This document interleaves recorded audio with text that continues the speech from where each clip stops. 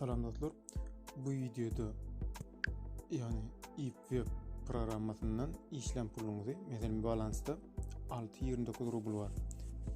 Ne edip Payer kaşılığımıza geçirip biliriz. Onu koymak için. Onun için şu yere basacağız.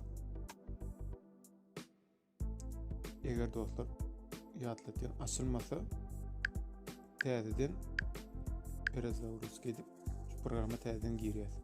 Ondan sonra hiç çelik basmak birinci bilen USD dengen balansın üstüne basıyoruz. Hükmanın suratı açılmalı.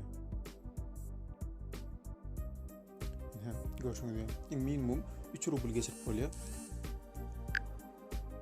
Web money, Yandex kaçılıyor, Kiwi kaçılıyor, Payer.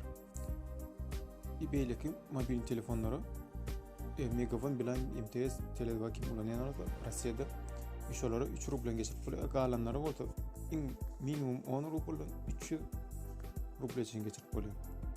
İnmiş. Balansa şu an geçirip bilen summamız 6.29 rubl, yani 6 rubl 29 kapeka. Ne edeceğiz? 6.29 hemmesine geçireceğiz, yani sizin alında, yani önünüzde şu programı işlemek onu görmek için maksadımız Payer kaşılıyor yazıyoruz.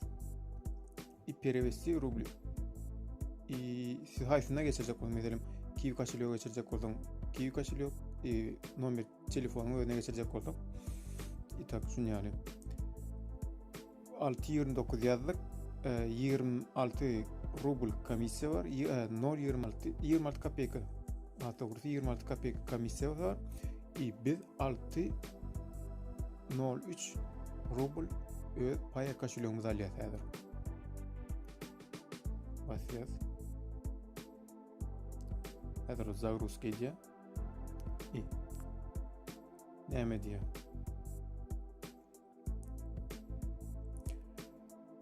Yani bizim zaявкамыз uğradırlı 30 mundun içinde biz şoklu alpiliyat Payer kaşılıyor görüyoruz. Görülü eğer geldi mi 6.3 yadınızda olsun. 6.3 kapeka 18.90'lar gelmedik. Screenshot del dostlar. Tədədən zavrus gedip görülü. Yok, gelmedik. Burada qarashıyız. Storyamızda da dostlar seyret geçelim. Yani hakikaten aydın olur yani. Storyamızda seyret. İnsan sapır 20 dekabrda 2020 yılı 4 rubl megafona perevod edilen şu Payer'de megafona uğrattım. 4 rubl var ya, yani bağırlamak için hakikaten geçeceğim. O da megafonu geçti.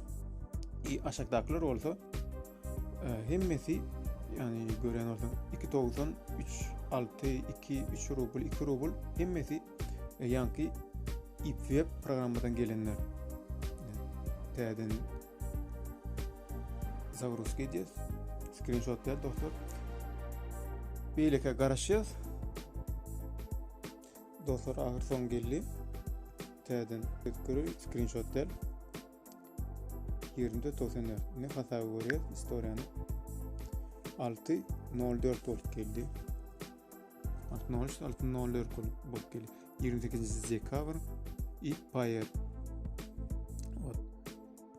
Görüşmek üzere dostlar.